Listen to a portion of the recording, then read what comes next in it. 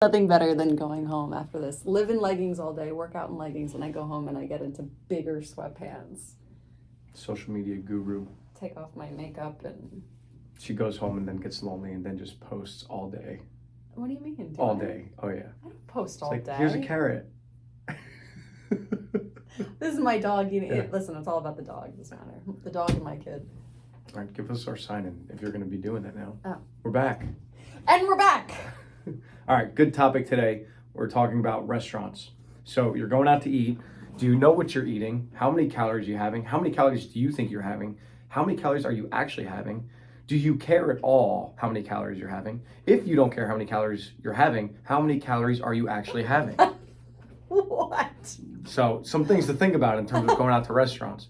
But long story short, a conversation that we have with clients a lot is, I'm trying to lose weight. I'm doing all the things right. I'm doing so much. And in the morning, I'm doing this. In the afternoon, I'm doing that. And then, all right, let's talk about the weekend. And then one of the first things that comes up is, oh, well, I went out to dinner Friday. Like, oh, well, let's talk about Friday night then. What'd you have? Well,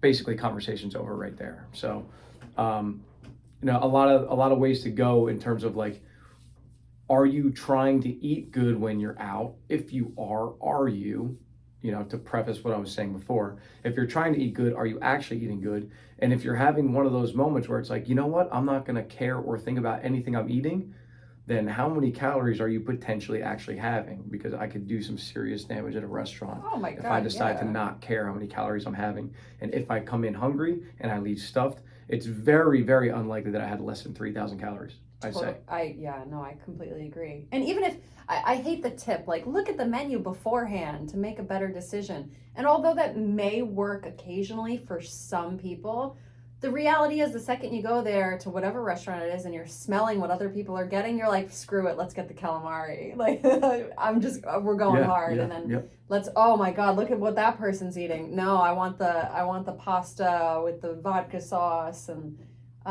it quickly can turn into a much higher calorie meal. And the more often you do that, the more often you're eating meals that you're not preparing yourself, the harder it is to make progress, to see progress, because you really don't know how many calories you're eating. You can pretty much assume that most dinners at restaurants are over 1,000 calories, right? It's gotta be. Then you got the bread, then you have the salad with the dressing, the appetizer, the desserts. Like you said, 3,000 calories is easy to do when you have foods that are loaded with carbs and fats, and just a lot higher in calories. And you're having a beer or a glass of wine. Sure, yeah, I didn't even think about that.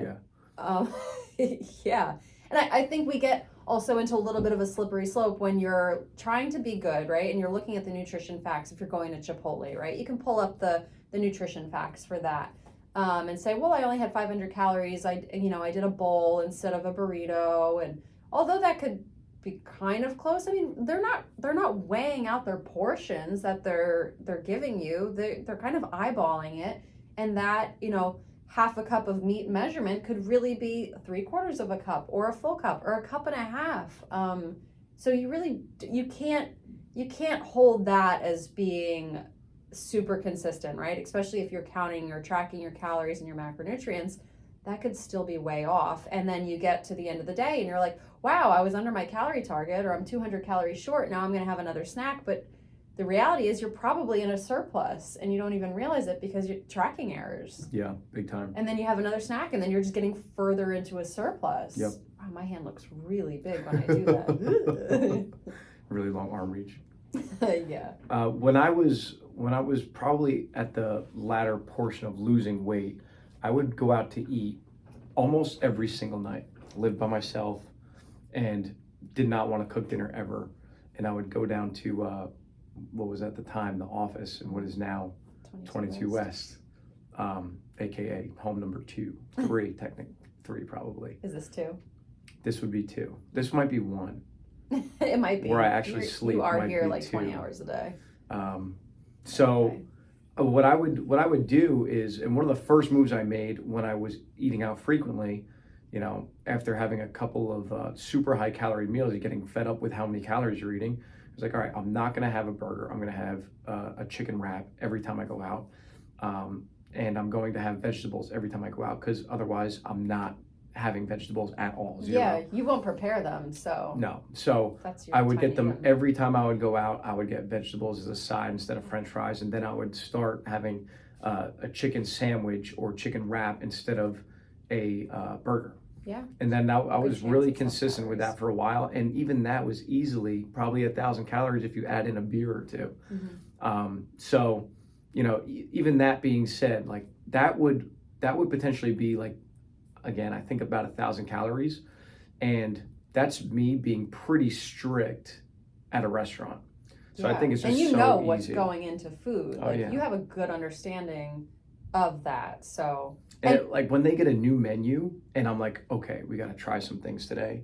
Forget it. Forget like buffalo chicken dip when that came out. Done. Back in the day when the place first opened, they had they had sausage and avocado type thing. I forget what it was called. It was like a stuffed sausage. What? Long story short, there was no chance I was keto eating less fat than bomb. 3,000. Yeah, right. There was no chance I was eating less than 3,000 calories per meal there. And then you just look around at what other people are eating, and I can't help but wonder how many of these people are saying I'm watching what I'm eating, because you can almost tell by their plate. Like, oh yeah, like I'm watching what I'm eating. But you see the glass of wine, and like you see the vegetables, and you see them like try to make right decisions or what they think are good decisions. And you're like, they have no idea that they're still consuming 1,000 calories. Well, and the salads too, right? Even if you are Exactly, looking yeah, at the yeah, nutrition perfect. facts, you have a salad which seems like a great option, and you throw on some grilled chicken, which in a restaurant there's going to be a lot of oil and butter on that grilled chicken. It's not just grilled, so you got the extra calories there, and then you have the cheese on top, and then the bacon bits, and then the eggs, and there's very few extra veggies typically, which would be lower calorie, and then you have the almonds or the walnuts or the craisins. And again, that could easily be 1,000 calories. You're not even looking at salad dressing. 2 tablespoons of salad dressing is like 200 calories.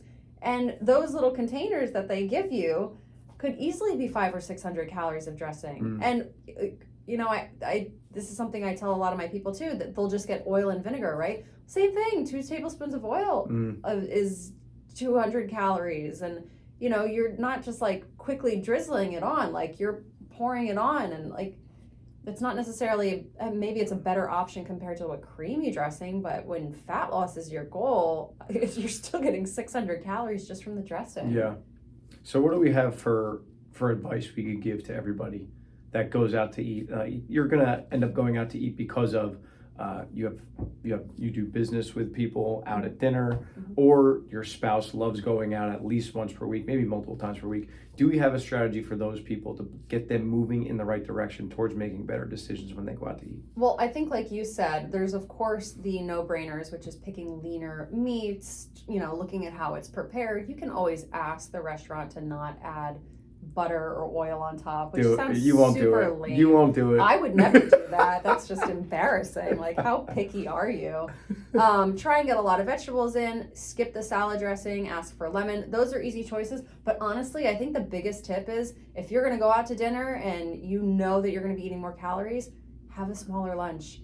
Intermittent fast and don't have breakfast. Have a protein shake for lunch instead. Like, you're better off balancing out your calories that way than trying to make better choices at restaurants when ultimately you really don't know what you're getting. Sure. And if you do decide to limit your food intake while you're at the restaurant, try not to match those calories with alcoholic beverages. Because it would be great to just eat 500 calories in a meal and say, hey, this is 500 calories worth of food. But if at the same time you had 3 16-ounce beers, non-light ones, you're probably above 500 calories, if I were to guess. There's your 1,000 calories. Yeah, exactly.